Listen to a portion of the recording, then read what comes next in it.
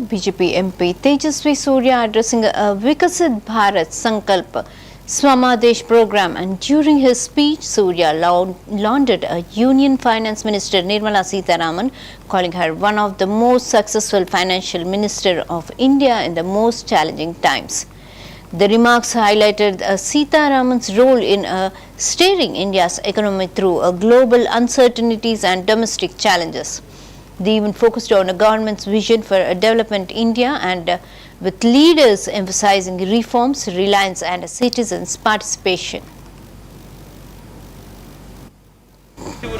ಅವರ ಟರ್ಮ್ಗಳನ್ನು ನಾವು ನೋಡಿದಾಗ ಬಹುಶಃ ನಿರ್ಮಲಾ ಸೀತಾರಾಮನ್ ಅವರು ಎದುರಿಸಿದಷ್ಟು ಸವಾಲುಗಳು ಅದು ಆಂತರಿಕ ರಾಜಕೀಯ ಮತ್ತು ಜಿಯೋಪೊಲಿಟಿಕಲ್ ಚಾಲೆಂಜಸ್ ಬಹುಶಃ ಯಾವ ವಿತ್ತ ಸಚಿವರ ಎದುರುಗಡೆ ಕೂಡ ಬಂದಿರಲಿಲ್ಲ.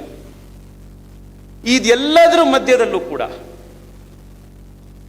ದೇಶದ ಆರ್ಥಿಕತೆ ನಿರಂತರವಾಗಿ ಬೆಳೆಯೋದಿಕ್ಕೆ, ಹೊಸ ಉದ್ಯೋಗ ಸೃಷ್ಟಿ ಆಗ್ತಾ ಇರೋದಕ್ಕೆ, ಕಾಲೇಜಿನಿಂದ ಪಾಸ್ ಔಟ್ ಆಗಿ ಬರುವಂಥ ಯುವಕರಿಗೆ ಉದ್ಯೋಗಾವಕಾಶಗಳು ಸಿಗೋದ್ರ ಕಡೆಗೆ, ಒಂದ್ ಕಡೆ ತೈಲ ಬೆಲೆ, ಇನ್ನೊಂದು ಬೆಳೆ ಜಾಸ್ತಿ ಆಗ್ತಾ ಇರುವಂತ ಮಧ್ಯದಲ್ಲೂ ಕೂಡ ಇನ್ಫ್ಲೇಷನ್ ಅನ್ನು ಕಂಟ್ರೋಲ್ ಅಲ್ಲಿ ಇಡೋದ್ರ ಕಡೆಗೆ, ಇದೆಲ್ಲದನ್ನ ಮ್ಯಾನೇಜ್ ಮಾಡಿ ದೇಶದ ಮಧ್ಯಮ ವರ್ಗದ ಜನ ಇವತ್ತಿಗೂ ಕೂಡ ಸುಖವಾಗಿ ಜೀವನವನ್ನು ನಡೆಸೋದ್ರಲ್ಲಿ ಬಹಳ ದೊಡ್ಡ ಪಾತ್ರ ನಿರ್ಮಲಾ ಸೀತಾರಾಮನ್ ಅವರು ವಹಿಸಿದ್ದಾರೆ.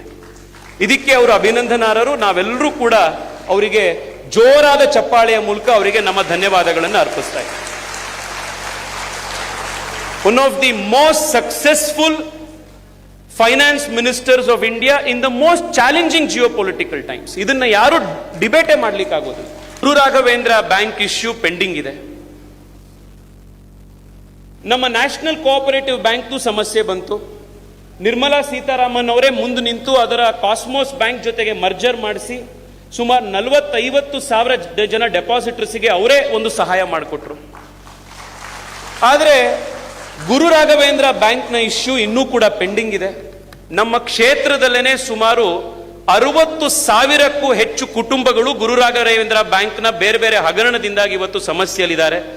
Madam, my request to you, my sincere folded hands request to you is, please bring a solution to Guru Raghavendra Bank issue as soon as possible, madam. You have done your best in many other instances. This is an issue that has been troubling all of our people. You are very much aware of it. We are eagerly anticipating a final resolution on this very critical issue.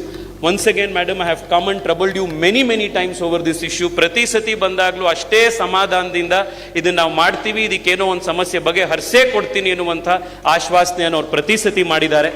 ಈ ವೇದಿಕೆಯ ಮೂಲಕ ನೀವು ಇರಬೇಕಾದಾಗ, ಅವರು ಇರಬೇಕಾದಾಗ ನಿಮ್ಮ ಮಾತನ್ನ ಅವರಿಗೆ ತಲುಪಿಸುವಂಥದ್ದು ನನ್ನ ಜವಾಬ್ದಾರಿ ಇತ್ತು.